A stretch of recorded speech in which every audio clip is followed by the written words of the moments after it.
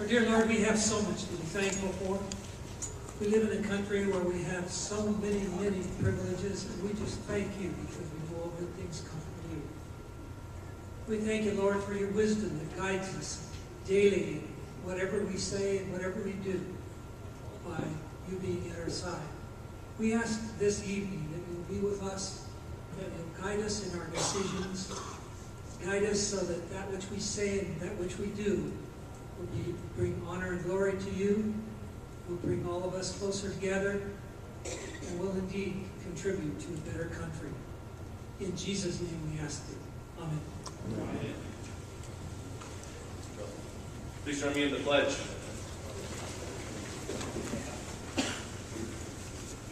I pledge allegiance to the flag of the United States of America and to the republic for which it stands, one nation, under God, indivisible, with liberty and justice for all.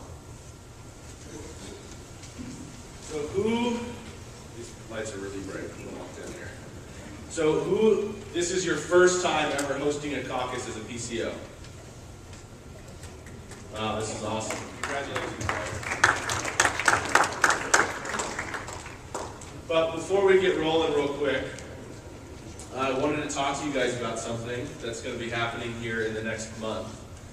Some of you have heard through your district leaders that, what answer that one? The GOP fund. Maybe someone on the phone. Oh, you're fine. You're fine. So, thank you, Vice Chair. So, some situations have come up in my personal life. Namely, my father has actually terminal cancer, and I had an opportunity to take a job over on the west side. So I will actually be leaving you guys. It really, the Lord works in mysterious ways and opens and closes doors all the time. And, it wasn't necessarily my first choice, and all this kind of came pretty sudden. I have to take the opportunity when I get it and go be with my family. And it affords me the flexibility to spend the last about 6 months with my father. So, very, very bittersweet. It's been an honor to serve as your chair. We've definitely gotten some work done. We've definitely had some frustrations that we didn't get to accomplish as much as I would have liked. But I'm looking forward to the PCOs selecting a new chair. My official last day will be March 26th. What this will do is allow for a vote to happen at the convention, right before the convention, so we don't have to have a whole other meeting of all the county PCOs. We'll have it at the convention, and there'll be a new chair elected then. So if you have names or are interested, please get a hold of me. We want to make this as smooth as possible. We have a lot coming up in the next month I understand it's tough timing. I don't want to leave you guys stranded. So I will be working in Seattle quite a bit, but I will be back here a lot for the next month until we can get that transition done. So if you're interested, please let me know. It's a big responsibility. I thank you guys for your guys' trust. I'm sorry for leaving early. It wasn't necessarily planned, but I hope that I made you proud, and I hope we can have a caucus that runs smooth, a successful Lincoln Day where we continue to raise funds, continue the work that we're doing as a board. In my personal opinion, we've had one of the best boards that we've had in a long time, and we've actually have accomplished some good things. And so the nice part is we have folks that are willing to step up in those positions as well. So, like I said, with a heavy heart, I will be stepping aside on March 26th. But in the meantime, we have a lot of work to do. So I need your guys' help. My board is informed of this, of course. And so if you have ideas, please let us know. And with that, I'm going to turn the microphone over to our state committee man and state committee woman, Susan Wilmeth, and Michael Cathcart, who are experts in the caucus. Good stuff. So thank you guys so much.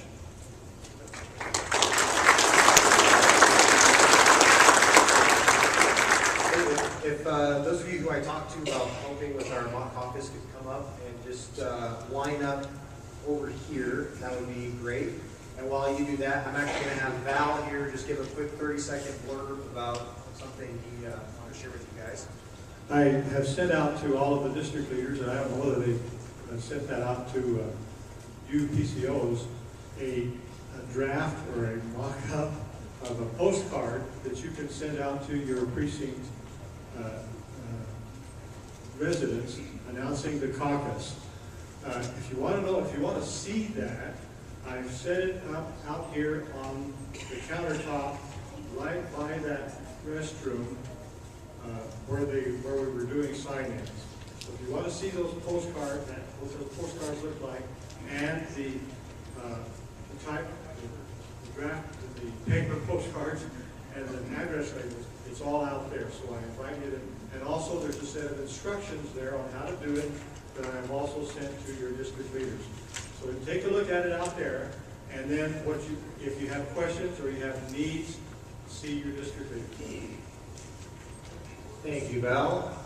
So we've got our participants over here lining up. So what we're going to do is we're just going to run through a mock caucus. So that those of you who've never participated in one, you can kind of see how it's done. I am, contrary to Ben's comment, I'm not an expert. I've done it a couple of times. I kind of know the process. But we're also going to have Ruth is here, and she's going to interrupt me if I make a mistake. And she's going to point it out very visibly and loudly so that everybody can see me make a fool of myself.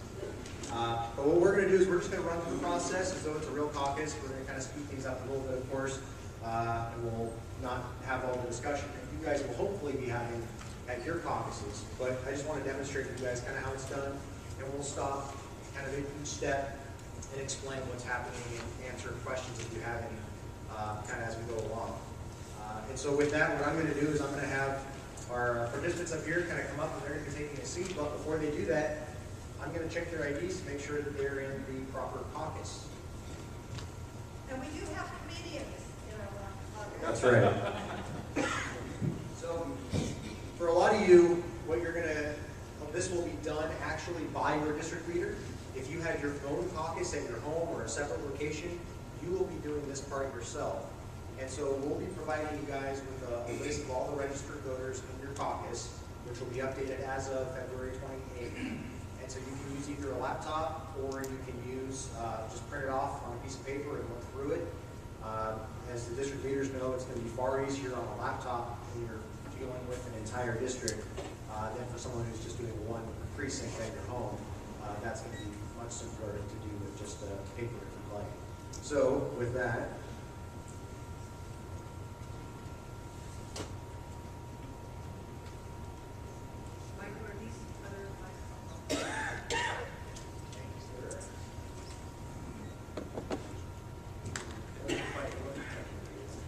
so important for us to check IDs is to verify that people are within their appropriate precinct. As most of you know, we've been redistricted after the census, which means that some people are going to believe that they're still in a previous caucus. So in order for us to get appropriately credentialed, we need to verify that people are actually registered voters and that they are attending the caucus for which they're registered. okay, and I've checked your ID already, Susan, so you can let me see. War on timid. She's just strong enough, she doesn't need more. We're outnumbered, Susan.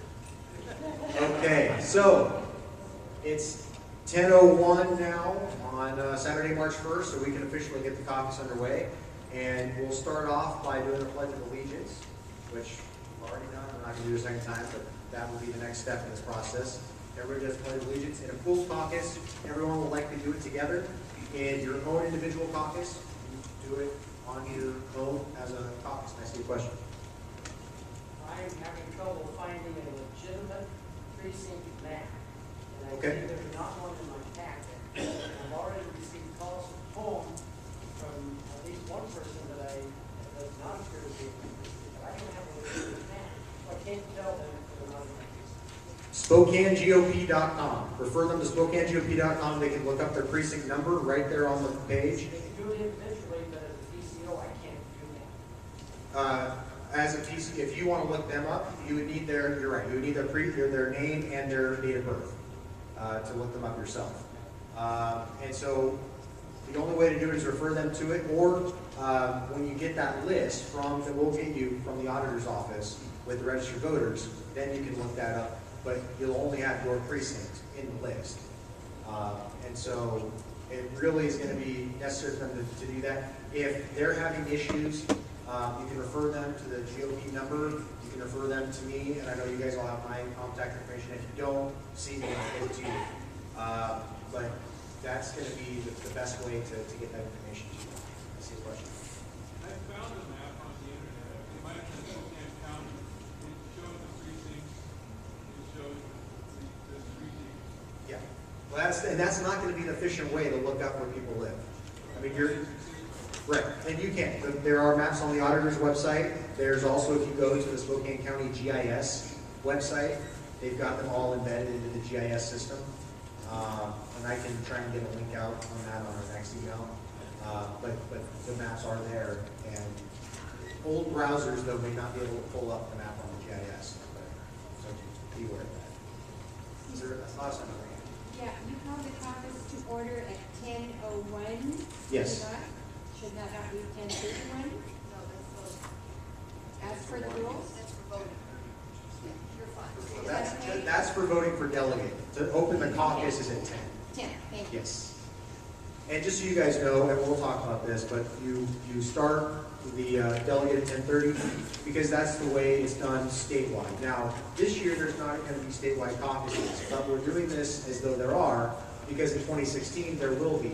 And it's going to be very important that all of you, who I fully expect will run for PCO again, or those of you who are appointed will run and get a seat, know the rules so that it's going to be much easier the next go around in 2016 when this is done with all eyes on everybody for the presidential year.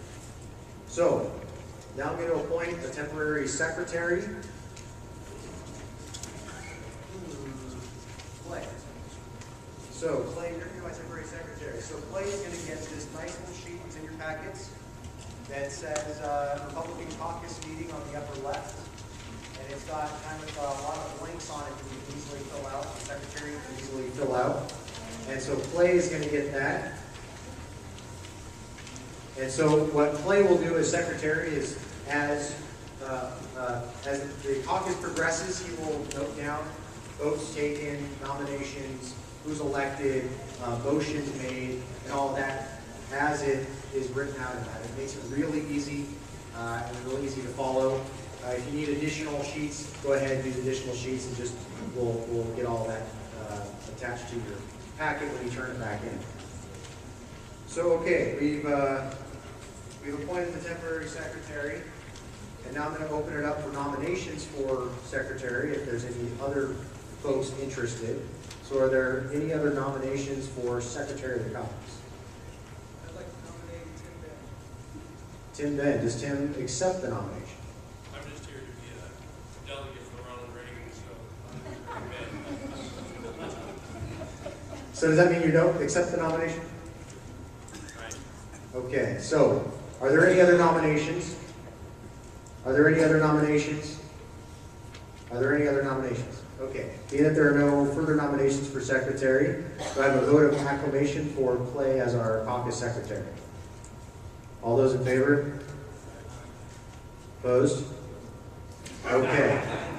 Clay, as secretary, you'll note down that Matthew Peterson opposed your nomination for secretary. Now you'll notice on your agenda, election of permanent caucus chair. That's only necessary if you are not the elected or the officially appointed PCO in your precinct. So if the PCO is gone and the district leader asks you to fill in as the temporary chair, some of you here are in that capacity, then that's when you do that. If you are the elected PCO, you skip that. You are the chair. There's no exceptions on that. Bruce. If they're full caucus or have a caucus that is vacant on a PCO, then they elect their chair. Well, and I assume nobody here is from a vacant precinct. If you are, I know where you can sign up. That's right. But Bruce is right. If there are vacant precincts where attendees will have to fill the role as the temporary and then be elected as the permanent caucus chair. That is true. But as PCOs, you are going to be the permanent caucus chair. You don't need to hold an election or anything else to fulfill that piece of the meeting. So are there any other questions so far? I hope I'm not making this too confusing for folks. I just want to walk through this very deliberately so you can just see how it's done, although there won't be all the pauses for questions. Okay, so next is the Future Republican Party survey discussion. So at this point, we'll hand out the survey sheets. So I know some of you guys have yours in your hands. So the survey sheets will be handed out. Folks can look at them, fill them out. And at this point, you still don't have enough time, or it's not 10:30 yet, so you're not able to elect delegates or alternates. So you still have time to have a discussion about the party. At this time, someone can make a motion about an issue maybe pertaining to the party that they want the board or the central committee to entertain. Or you can just sit in silence and fill out your form, and that can be the end of it. But I would highly encourage you as PCOs, try and have a discussion with these folks. Ask them, what is it that you see is going right or going wrong with the Republican Party? What do you think needs to be addressed? What do you think needs to be fixed? How can we, X, Y, or Z, what kind of events do we need to hold? And try and get some of that information out and spur people's thoughts, because it's really important to get some of that back to the party so that we can get the feedback from the grassroots Republicans in our party. We've only placed one of these survey forms in your packets, and the main reason for that is because we're frugal Republicans, and we didn't want to spend a whole lot of money not knowing how many caucus attendees you would have. So the items in your packet that you believe you want your caucus attendees to have, we encourage you, if you have access, to go ahead and make some photocopies. If not, at the full caucuses, we will try to have some extras available. Hopefully our district leaders will do that. We would love to have people fill out these surveys for a couple reasons. One, it will give us an idea of who attended the caucuses, how they found out about the caucuses, what they perceive about our local county party, and what they want to see happen in the Republican Party. Because we have marketed this as the opportunity for Republicans to tell the Republican Party what they want to happen to change our Republican Party into a better program. So again, you may need to make extra, you do need to make extra copies of these, or we will have them in copies.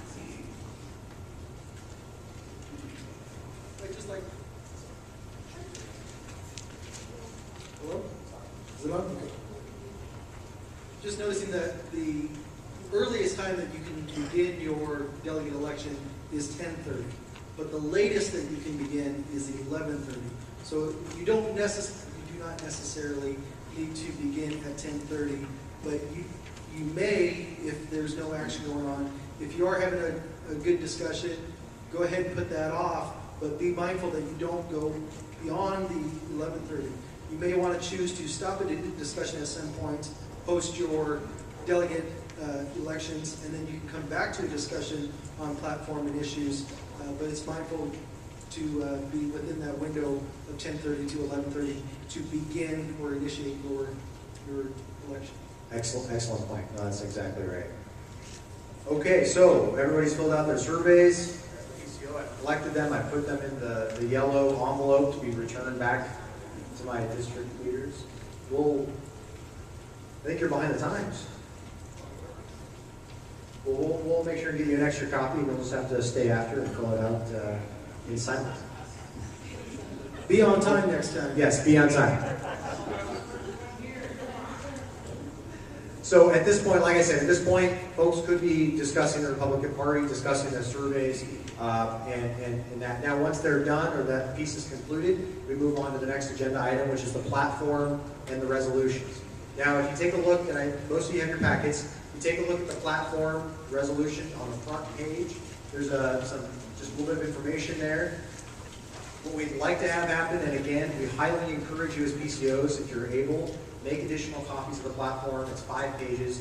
It costs us a lot of money to make a lot of copies of this. If you're able to, it's going to be posted on the website as well, so you can encourage folks to download it and look at it before they arrive if you communicate with any of your neighbors who are going to show up at your caucus. and we're also going to hopefully have some extras for district leaders. Just one second, sir. We'll have some extras from district leaders to get out as well. Now, if you don't have enough for everybody who's attended, then what you can do is you can kind of tear it up into the separate sheets, and you can pass it around and have folks maybe jot their notes down on a separate sheet of paper, on just a scratch paper, and include that, again, in the yellow envelopes when they're done. That'll work also, but again, it's preferable to get extra copies of the platform made up as well. Yes, sir? Can we get these forms and documents in electronic form, is that we have on the website? Yes. The rules and the platform will be on the website tomorrow, and the other documents will be emailed. Well, the district leaders have them, or they'll be emailed out tonight, and the district leaders will be able to forward those to you, be printed or to have digital. So, absolutely. So, at this point, we convene the platform discussion, resolution discussion. And so everybody will have their copy, and they'll be making notes, and they'll be taking a look, and potentially making a motion as a caucus as to some policy issue they want to see approved. Are there any motions from this caucus to change something in the platform or add something to the platform? Just for clarification, through this, I do have a motion to add Bird 5 public education. Will that be covered under? So it would need to be in writing. You need to make sure it's written down. And then you can do that, however the caucus wants to approve it, but you need to make sure it's written down when it's submitted, if it's approved, when it's submitted back to the platform committee. And so do you want to make your motion to do that? Move we add early learning, Bird 5 public education to the platform. Do you know? Okay, is there a second? Second. Second, okay. Now we open up for discussion. Is there a discussion on this issue?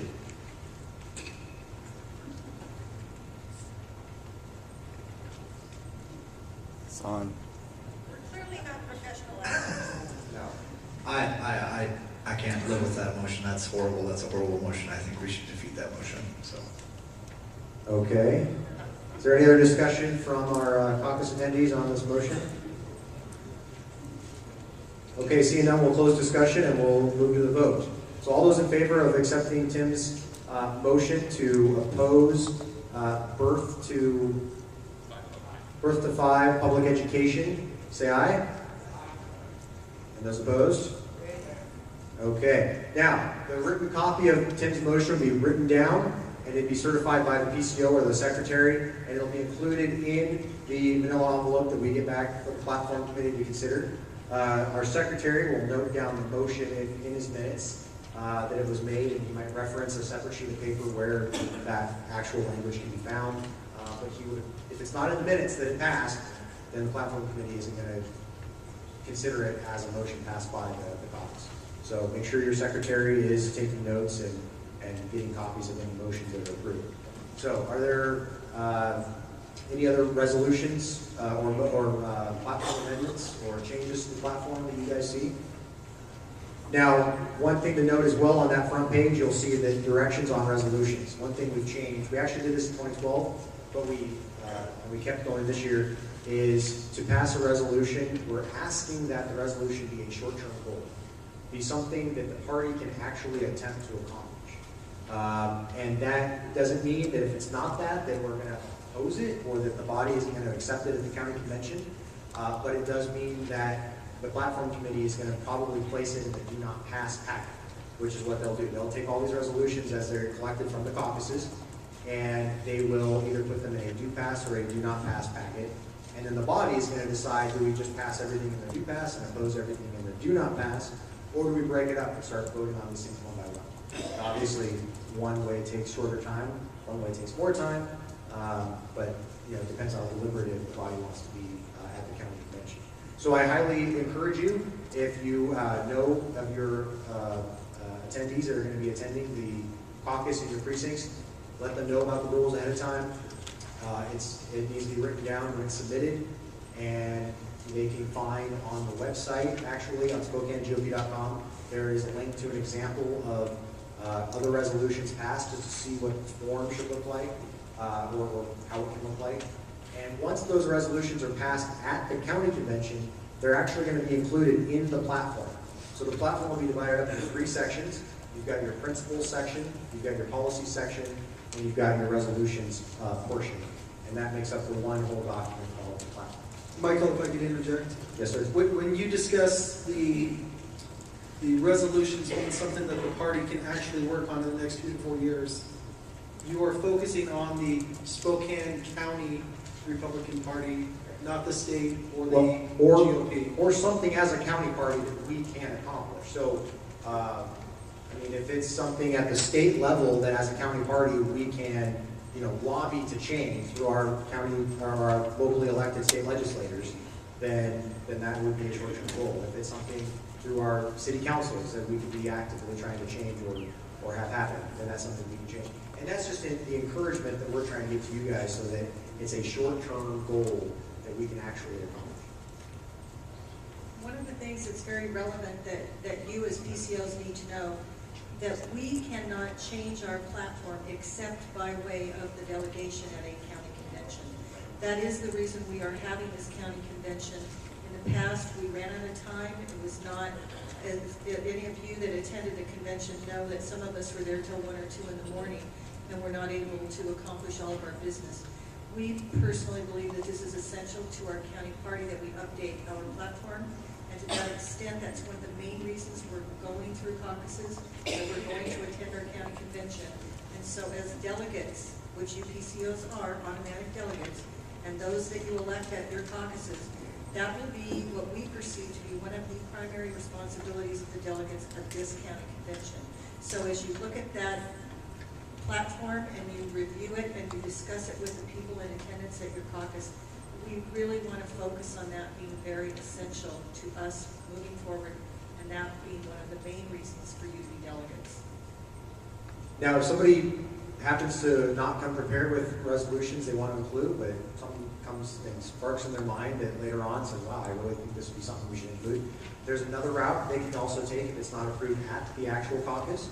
They can draft it, and they can get 3 other delegates to sign off on it, and they can submit it to the platform committee, which I'm the chair of the platform committee, so it can come to me, or it can get to our county chair, or anybody on our board that can get to me, basically with whatever written the resolution is, and the platform committee will consider that just as though it was passed at the caucus. But that's an alternative way you can get through if something sparks in your mind after the caucus or during the caucus and you're just not prepared to get it written out and submitted. So just keep that in mind. And the specific date needs to be submitted by April 16th. At the county convention, as the rules are currently stated, we're not going to accept resolutions from the floor simply because it makes it very difficult to get copies of those to everybody in attendance so they can read what it is that we're. It just becomes very difficult and cumbersome. Michael, you might want to make it clear to everybody here that basically the platform we're operating under now is the 2008 platform, and that the committee simply puts together a platform, but that platform is not enforced by the committee. It requires the vote of all of the people at the convention to bring that new platform into existence. So it isn't like you're the gatekeepers of the platform and determine what's going to be in it. You're the ones that present the platform to the convention.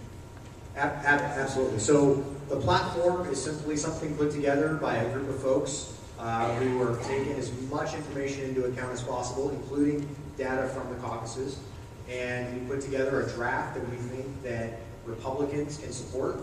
And when you get to your county convention, you either tear it up or you pass it as is, or you make some small tweaks to it. I mean, the choice is the bodies at the county convention.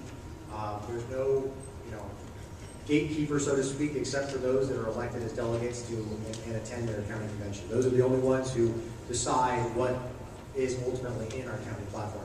And currently, we're operating under the 2010 platform, which was just a minor kind of updated version of the 2008 platform. And so, as many of you know, and Susan commented that we did get a platform approved in 2012. So there's a lot of out-of-date things in our current platform, and we want to make sure we get that updated and corrected. So what is this packet here? Is this a summary of 2010 platform? No, that's the current draft of the proposed 2014 platform. So that's, and if you look at the bottom, it says 2014 caucus draft. Yep.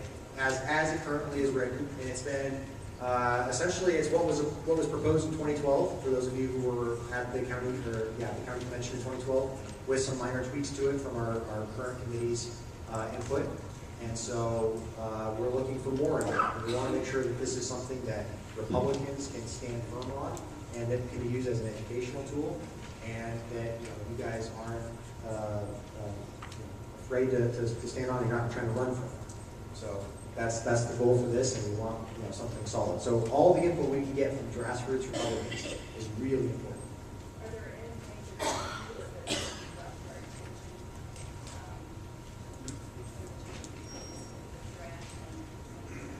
Between this one and 2010, it's a complete overhaul. It's completely different. There's some similar language in there, because I mean that's where we use the 2010 as the basis to start from. But the formatting is completely different. The way it's divided up is completely different. The principles and policy section, I mean, that was all kind of one piece before. Now we've divided it into two. And the resolutions coming in and actually included in the platform is brand new. That was never the case before. Try and find resolutions approved in previous county conventions, and you'll be hard pressed to find it. They just get lost. And that's why we want to make sure that that's not going to happen. The previous platform is on our website, as is the proposed draft. That's a good point. The 2010 is on the website, and the proposed draft will be up tomorrow. So, any other questions about it? So this is a starting point, so we have to have a starting point. Yep. So this is a starting point, and our caucuses are intended, this part of the caucus is intended to amplify and add to or subtract from the. Couldn't have said it better. Exactly. This is meant to add and subtract and change and alter and provide your comments, what you think need to be added or subtracted from the platform as it's currently drafted by the platform committee. And we'll be taking everything into account. We'll be having meetings following the caucuses to look at all the suggestions and decide, how we can fit those in and where they need to fit in, and how many times has somebody said this, or how many times has somebody suggested this, or so we'll look at that, and then we'll be also holding at least one public meeting prior to the county convention, prior to us finalizing our draft, so that again, you or anybody else who wants to show up and provide input will have that opportunity one final time. We want to make sure that it's as open and transparent a process as it possibly can be. Kind of the opposite of what our legislature is. So, okay, so we are. So we finished up the platform portion, and now everybody has filled out, made little edits on their own individual copies or on a blank sheet of paper. They've made their comments, and the caucus has passed the one motion. There's no other motions anyone's interested in making, and so everyone's going to hand it in, and it's all going to get into your submitted into your yellow envelopes to be returned back to the platform committee. And so once that happens, now we're at it's about 10:40. So guess what? We can now elect our delegates and our alternates. So we're going to move into that, and it just so happens that the timing works out. See you again. The first question is, when is the county convention? April 26th. It'll be April 26th. In Spokane. Spokane County Convention is April 26th. It's supposed to be Ferris High School. I'm going to say there's a 90% chance it's going to be Ferris High School. I've been having some issues trying to get things finalized with the school district, but it should be Ferris High School. So, but we'll be sending out a call to convention here after the caucuses, after we get the input from everybody. Oh, yeah. I have a question. Up until this point, you've been doing things that can actually be done together in a pooled caucus, and as you move to voting, that has to be done individually by districts. That's a good point. So describe that a little bit. Absolutely. So if and it's going to kind of confuse things, I apologize. In theory, you guys could all be in your pooled caucus having these conversations. Now, when you're approving motions, they need to be approved as your own caucus. But you could be sort of participating as one large group, having discussions, talking about the party, talking about the platform, and all that as one large pooled caucus within the school or the firehouse or the community center, wherever it is you're holding your pooled caucus. That, in theory, is the way it can be. Now, once you move into delegates and alternates, then you absolutely have to be in your own individual areas, and that's something that you do just as a caucus and not as a pooled entity. So, no, Ken is exactly right on that. And one thing, I apologize, I'm going to backtrack here real quick. I just want to point something out for everybody that I completely missed. So, after I checked IDs and we signed them in, everybody would have signed on to this sheet. Now, everybody has a copy of that for your caucus, and it's the duplicate. So, you'll fill up the front, and you'll keep the back copy. The front copy will come back to the party. When somebody gets elected as a delegate or an alternate, you're going to put a D or an A next to their name on the sign-in sheet so that we can easily contact them. And then please emphasize when people are signing in that we need their contact info in order to get them the materials necessary as delegates and alternates. It's really, really, really important that we have this contact info. Otherwise, we're not going to be able to get them the materials that they absolutely have to have to serve as delegates and alternates. I just want to emphasize it needs to be legible. I was one of the people that had to go through and try and get all that organized and figure out addresses and emails and phone numbers. And it took hours of it, so people could make it legible. Yes, legible. Please emphasize legibility on the sign-in sheets. And I apologize again, we are a frugal party, and so there are some extras, but the extras are limited. And so if you do run over the 10, if you have more than 10 people attending, we ask that you simply use an additional sheet. And unfortunately, there won't be a copy of that. If you have the ability to make a copy, all the better. If not, you'll just please include it in your packet and get that back to the party. We'll make sure we have all that information so that we can know who the delegates and alternates are. Why is that carbon copy not many copies? Party keeps the top copy, you keep the bottom copy. And basically the reason is just in case something happens to your packet, then we can call you and say, hey, who was elected what, we need that information. And in the case of the year when we do have the state convention, they send us this information, and we don't pay for it. This time we pay for it as a county party. But in the future, the state will do this, and it will be in triplicate, and the state will also take a copy. So it's stacked in terms of state, county, PCO. I saw another. Last time, I made a mistake of not telling the delegates that it's going to cost them to go to the convention. And they came back to me and complained loudly about it. And so I think that's something we all should remember to do is tell them it's going to cost them if they get elected. There is a cost there because we include a box lunch, and of course we have to rent. We have to rent the facility. So the cost this year is $25, and that includes the box lunch as long as we get the registration before the deadline, which the deadline will be included in the call to convention when that comes out. We haven't established the actual deadline date yet, but it will be about 2 weeks prior to the county convention. Okay, I just want to clarify, why are we going to the Republic Convention just to discuss operations? So Is that what it is? correct. So we'll be discussing passing the platform, approving resolutions, and we'll also hear from some of our local elected officials. And we're hoping to be able to bring in a speaker as well, but that's partially up in the air at this point. So, but you're right, the platform is the key piece of business as to why we are convening a county convention. Did I understand that we're electing a chairman? Yes. That will be just for PCOs, not delegates. So delegates will not be part of that process. Just the PCOs will be electing the chairman before the convention starts. So most likely that will begin right around 8 a.m. on that Saturday.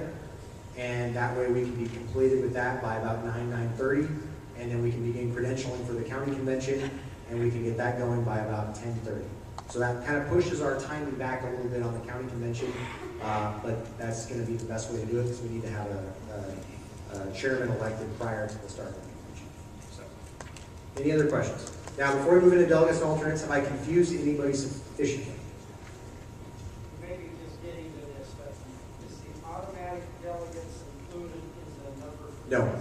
Automatic delegates is a separate number. So, and I was just about to touch on this, but the number on your packet, and it's also on the website, but the number on your packet of delegates, alternates, that's how many you will elect. Now, you as the PCO, you are not needing to be elected yourself. You are already an automatic delegate.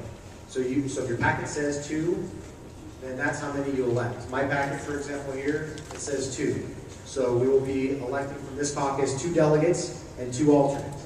And as the PCO of this caucus, I'm an automatic delegate, which means I don't need to be elected from this caucus. I'm an automatic. We just have the question here on the dais that not all precincts have the same number of delegates coming out of them. So each of you have a delegate count and an alternate count on the front of your packet. If you do not, please contact your district leader. Mine, for example, 4 delegates and 4 alternates. Some may be 2, some may be more, depending on how do we figure that again? There's a formula based on Republican vote turnout in 2012. That's the formula. And it's based on state treasurer, attorney general, secretary of state, and I believe state auditor are the 4 races considered. And based on Republican turnout from those 4 races, that's how it's decided how many delegates and alternates from each precinct. The highest is 7, the lowest is 1. No matter what, every precinct has at least 1, but none have more than 7. Seeing If you don't have enough people interested in being delegates, what happens if you can't fill all 3 positions or how many positions you have? You fill all the positions you can, and the others are left empty. Do you have to attend the caucus to be elected as a delegate? You do not. And as your rules state, you don't actually have to be attending the caucus to be elected as a delegate. If somebody comes to you and says, I really want to be a delegate to the county convention, I can't make it, would you please submit my name in nomination? You can do that. And if the delegates at your caucus choose to elect that person as a delegate to the county convention, then that person can be elected as a delegate even though they're absent. Yes, please don't elect more delegates than you're allotted. Yes. Or your entire delegation will be thrown out. That's right. And, okay, well, let's move on to the next piece here, the actual election. Yes, sir. In 2012, one of the main reasons to go to the county convention was to elect delegates to the state convention, right, which then nominated our delegates for presidential. Therefore, there's not a state convention in 2014. Is that correct? There's not a state convention. They're doing a conference instead. Right. But that is new this year. Typically, even in off years, we do have a state convention. That was a decision made this year because they wanted to try something different, and so that was a decision that the state committee made. And with reference to that conference, we didn't necessarily vote for that situation, but what it does is it allows all Republicans and their families to attend the conference as opposed to delegates and alternate delegates. So it's more inclusive. It will be an opportunity. The conversation in the committee is that we will make that an opportunity where people can come and actually get into serious discussions about what the state party is doing, what they want to see come from the state party, and what they want to see at the national level. So they're looking to make it a fun family event where people actually have a voice, where you don't have to get elected as a delegate to go. We have no idea what success it will have, but we encourage you to keep an open mind and give you more information as that gets closer. And the planning for that is underway. Some of the things they want to do are including trainings. They want to bring in some very high-level speakers. Again, no names have been mentioned, but possibly presidential candidate level speakers, possibly some highly renowned like motivational type speakers, training type folks. So, but again, it's all a work in progress, and we will get you the information as soon as we have it. There's a committee at the state that's currently working on putting that whole thing together. Georgia. The conference, it's in Pasco, but I don't know the detail yet on that. Clarification, the number of delegates on our input. I have 3 delegates. Do I count as one of those 3 or No. plus 3? As a PCO, you are in addition to those 3. Yes. And you do not get an alternate. Yes. Just you. Yep. So you elect 3 delegates, you elect 3 alternates, and then there's 1 PCO in addition to those 3 and 3. And that. Do you know how long the conference is going to be? 2 or 3 days, but it's fluctuating. I'm not sure if they're going to do a Friday, Saturday, Sunday, or just a Saturday, Sunday, or a Thursday, Friday, Saturday. It's still up in the air. But it's, I wish I don't know the weekend. It's mid-June, June 21. June 21. And they're talking anywhere from 3 to 5 days. State. Now it's up to 5. Okay, I saw other hands. Yes, sir.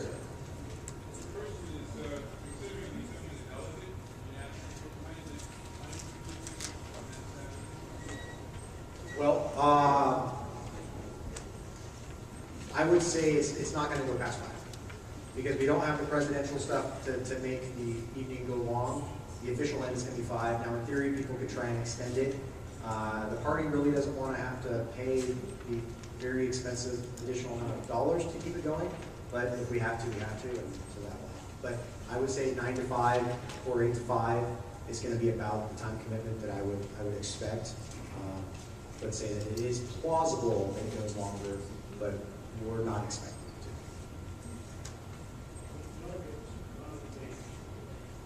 I'm sorry? Right, for the chairman's part, you're correct. You're correct. And like I said, we don't have the official time yet for credentialing things because of the chairman's election. That's kind of thrown around, so we have to reconfigure a couple of things. But it'll be about that 9 to 5 period. Okay, see one more. The caucus rules that we're supposed to turn in a delegate registration form, is that something that should be in this package? Actually, no, the delegate registration form, it's going to be available online, but it's actually going to be mailed out to those who are elected as delegates and alternates. So when we get the sign-in sheet back with their address, they'll get a call to convention, and included in that will be the registration form. So that's not something we need to directly worry about. No. No. Now, if somebody at your caucus says, hey, I want to write my check right now, you can include that in the manila envelope and return that to us. But no, we're not going to be pushing that through. So, Can you finish running the example caucus before you answer any more questions? happy to. Okay, let's just move through this and then we'll answer more questions after that. Okay, so we're now with the delegate and alternate portion. It's 10:40, and so our secretary is going to know what time we called this portion of the meeting into order. And so our caucus here has 2 delegates and 2 alternates that we're going to elect. And so to be elected as a delegate, it requires 50% plus 1 of the vote. And so, actually, where's okay, so so we'll ask for nominations 3 times. The rules are called for 3 times. And so we'll call nominations 3 times. So are there any nominations for delegate to the county convention? You can nominate yourself. In fact, most people do because not everybody knows each other. Okay, so Susan has nominated herself, and Clay is going to make sure that that's noted down in the secretary's minutes. And Clay. Does Matthew accept? I'd really like to, but I have a big family vacation coming up that time period. I just want to Okay, so Matt has declined. Are there any other nominations for delegate? Tim nominates Clay. Does Clay accept? Clay accepts. Are there any other nominations for delegate, Matt? I know he's not here, but I spoke to Al French earlier. He's in the back. County convention. He typically comes in late, so I'm not sure now. Who knows? But I'd like to nominate him on his behalf. Okay, well, since Al is not here to decline the nomination, Al is nominated to be a delegate. Are there any other That's nominations? how it works. That's right. Are there any other nominations for delegates?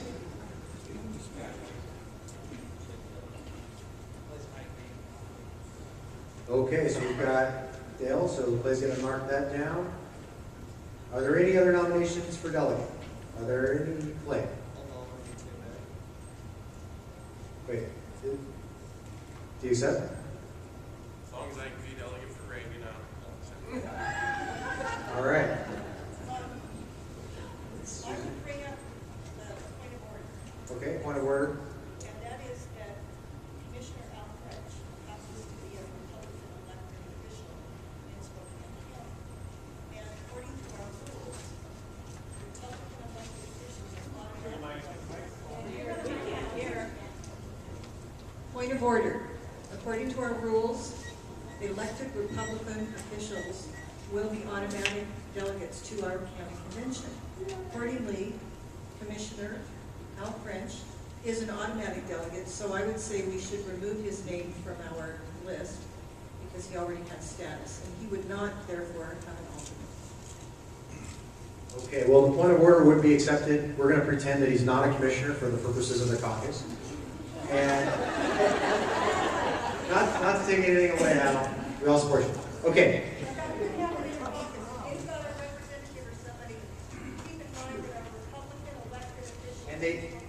And they have to live in the precinct. They have to be registered voter in the precinct to be has to be partisan Republican office. Okay, are there any other nominations for delegate? Are there any other nominations for delegate? Are there any other nominations for delegate? Seeing none, nominations are hereby closed. Since we have more nominations than delegate spots, then we'll have to actually do a vote. And so our secretary here has created little ballots from a piece of scratch paper. And so he's going to pass that around. Do we have to do a secret ballot, or can we do a voice or anybody's vote? Well, my prerogative as the PCO is to do a silent vote, but if somebody would like to make a motion to do something by a different method, that is an option. Okay, so Clay's going to hand out the ballots.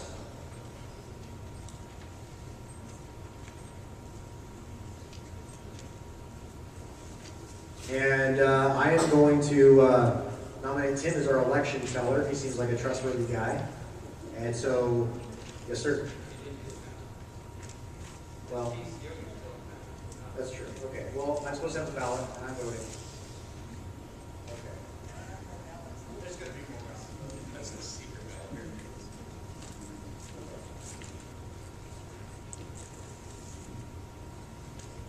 So we're casting our votes. How many votes? 2. There's 7 votes. 7 votes because what's it? First round of voting, we're voting for One name, correct. You vote for one name. Ruth.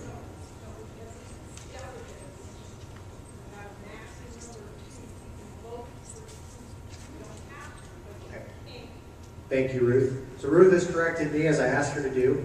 We can vote for 2 at a time. So that means writing 2 names on the slip, passing it around. That means if you have 3, you can vote for 3 at a time. Is that true? That's what I understand. Whatever your maximum number does. So that first vote, you can vote for 1, 2, 3 people on ballot. Yes, so if you have 6, you can vote for 6, 4, 4, so on and so forth. But you can't put the same name down more than once. Right, or your ballot is invalidated if you do. Okay, so our teller's going to collect the votes cast.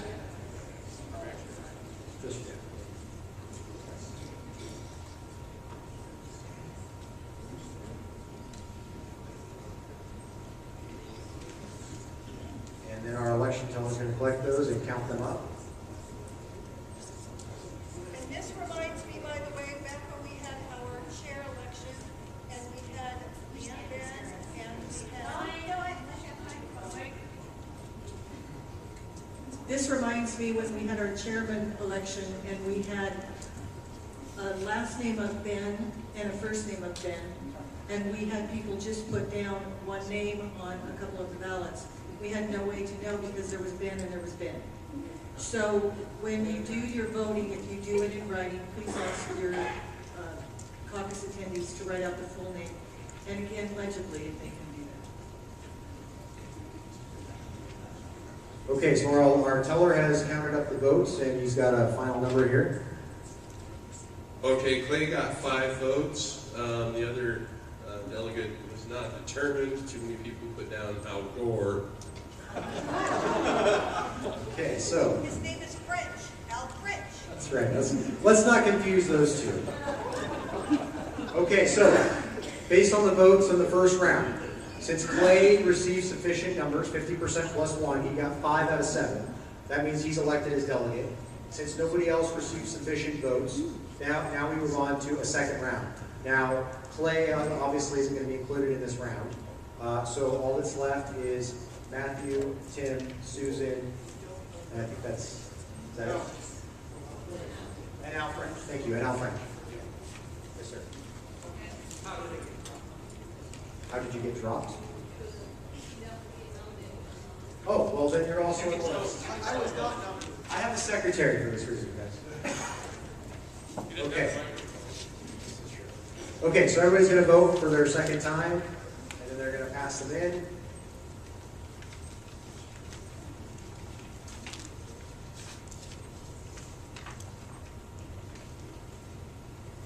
And in this round, did anybody receive at least 4 out of 7?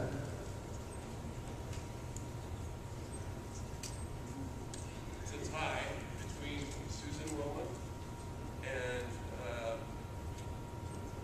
Tim Van. All right, so those are the two highest vote getters. Those two, what are they tied for? How many votes? It was. It's that outdoor Well, guy. Isn't that wrong, Bob? Okay, so what that means is, since nobody received sufficient votes, we're now moving to a third ballot. What that means is the person who got the least number of votes is being dropped off the list. And so we're going to say that the person that got the least number was that Alvor French guy, okay? So now you vote, so now you vote again. So you've eliminated him from your third round, or whoever it is that gets the lowest number of votes. You eliminated him, and now you're going to have a third round of voting. So everybody's voting, they're going to collect the ballots, and our teller is going to count the ballots up again, and we'll see if anybody has 50% plus 1% of the vote to be called a delegate. Yes, ma'am. Wouldn't you have each candidate stand up and say a little something about themselves? You can. It's more applicable in a presidential year, but absolutely, you can do that if you'd like. Yes, sir. So that I understand, after each round of voting, the low vote getter dropped out completely? No. Or just after the second? After the second round, then you would drop off the lowest vote getter. And the third round, if you're electing 4 people, et cetera? So, right, so if let's say you're electing 7 delegates, you have your first round, you elect 1 on that round, and then the second round, you elect 3, so you still have 3 slots left. Okay, the third round, you're going to drop off the lowest person, and then you're going to vote again, and the fourth round, you'll drop off the next lowest person, and you'll vote again until you've reached all 7 slots. Now, if you don't have sufficient, then this whole process becomes far easier, and you can simply vote by acclamation. Okay, for delegate, you cannot do that for alternate, but for delegate, you can vote by acclamation if you have less delegates than you're allotted, or less nominees for delegate than you're allotted. Or equal, thank you, or equal. So if you have 7 people get nominated, you can vote by acclamation and move on to the alternate portion. And so that becomes very easy if that's the case. And sometimes that's the case, and sometimes it's not. Okay, so we're vote counts in. Do we have a winner? Susan Wilmoth. Okay, so we've elected our 2 delegates. Now we're going to move on to the alternate portion. Now, alternates are elected by position because we want to make sure that if a delegate doesn't show up, that we have the order of alternates to slide them into that slot when it's appropriate. So now we're going to basically do the same thing and open it up for nominations. And we're going to see who wants to be nominated as an alternate. So are there any nominations for alternate delegate? Yeah, I've reconsidered. I know I have the family vacation, but I spend a lot of time with my family. And, I maybe can't commit to being a delegate, but I could possibly be an alternate, so I'd like to nominate myself for an alternate. Okay, so Matt has been nominated as an alternate. Are there any other nominations for alternate delegate? Yeah. Okay, Tim's been nominated. Tim, do you accept? Yes, I accept. I want to make sure that outdoor guy doesn't get into the. Okay. Are there any other nominations for alternate? Mike? Okay, Mike has nominated himself, so now we have 3. Are there any other nominations for alternate? Any other nominations for alternate? Are there any other nominations for alternate? Remember, 3 times. Seeing none, nominations for alternate are now closed. So, and with accordance to what you said, would you like to say a few words about why you'd like to be an alternate delegate? Okay, I think he's just lost. Okay, Tim, would you like to say a few words about why you'd like to be an alternate delegate? I would never vote for outdoor. Matthew, would you like to say a few words about why you'd like to be an alternate? Yeah, I'm just very non-committal, so maybe I'll be an alternate or maybe not. Okay, well, sounds like we've got a great crop here. So, our election teller is going to hand out the ballots.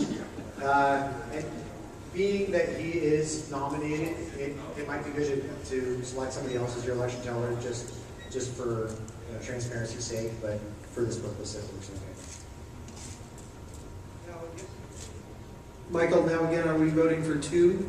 Thank you. No, you'll be voting for one name, the person who you want to be the #1 alternate in your caucus. That's who you're voting for on the first round or until you've elected your first alternate.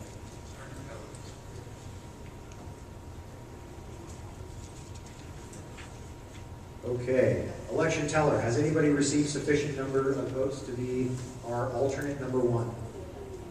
Yes, Tim Bay. Okay, well, like I said, it might be weird. And probably have, if that happens, have the person, someone else count on it. Actually, I always have somebody stand over. Bruce and I are real sick. What's your opinion? Where it changes from majority to plurality, or as the rules say, the most number. So it doesn't have to be a 50% plus. Okay, so just to elaborate on what Bruce said, it does not, you do not require 50% plus 1 to be elected alternate. It just requires that you are the highest vote getter, whatever that vote total is. And that is different than a delegate. Exactly. A delegate requires 50% plus 1, no matter what round of voting it is. A delegate must be elected by a majority of the caucus. An alternate only needs to be elected by the most votes cast. So, who is our, do we have a winner then? Tim Ben? Okay, so now we're going to go on to delegate #2. This is our second delegate and last alternate #2. It's our last alternate position available. And I voted. Again. Okay.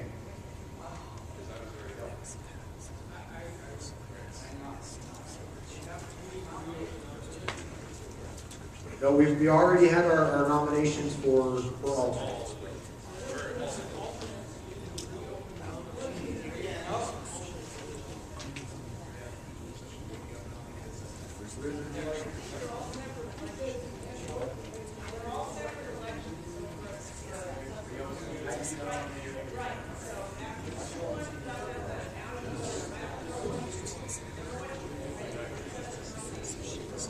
It's not addressed in the rules. It's not addressed in these rules. So my prerogative as PCO, because it's not in these rules, my prerogative is that we've already had nominations. Now, if somebody would like to move to open nominations. Yes.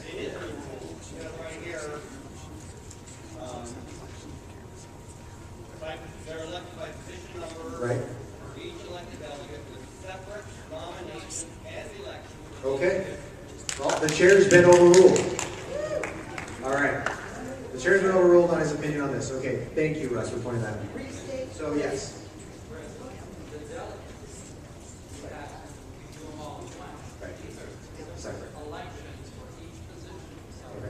So we reopen nominations. Excuse me. Yes, sir. We can't hear when these people are talking. You need to restate. And I'm trying to restate what they're saying. So we are going to. So we restate or we reopen nominations because according to Russ, which he did find in the rules, it is here, that we do have separate nominations and elections for each position as alternate. So we do reopen nominations on second round or second alternate delegate, or third or fourth if that's something you have. And that is important because the alternates are in a ranked order. So if one of your delegates were to not be available, the first alternate would have the first opportunity to backfill that position. Second, third, fourth, and so on. So even if you have 3 alternate delegate positions and the 3 people left go, well, I'll be an alternate delegate, you still need to go through the election process in order to give them their order of position. So now we need to open. So if you have, just for example, if you have 4 people in your caucus, you elect 2 delegates, 2 alternates. 2 delegates, or 2 people say, I want to be a delegate. You voted them in by acclamation. The other 2 say, I want to be an alternate. You can't vote them in by acclamation. You have to have separate elections for each position for alternate. So just to be clear. Yes, sir.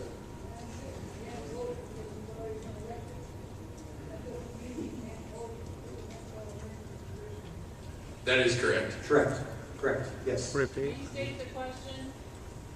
The question was, I was talking about not voting because I was already elected on stage, and it was a good point of order for him to bring out. You can vote for every single one of the elections. You're a caucus participant. You have voting rights throughout the meeting.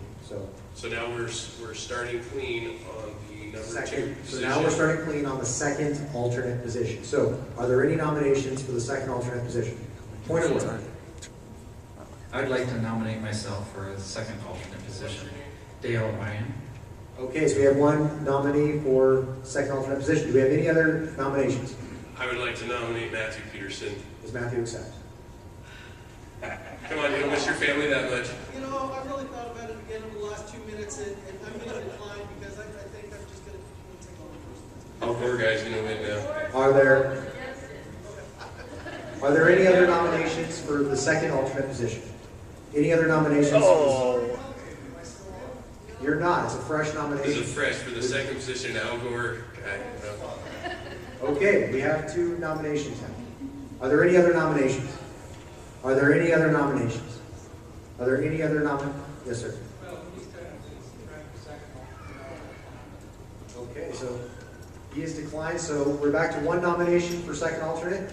Are there any other nominations? I nominate Al French. Okay, we have 2 nominations for second alternate. Are there any other nominations? Are there any other nominations? Are there any other nominations for second alternate? Seeing none, nominations are closed. Our election teller is going to hand out the ballots.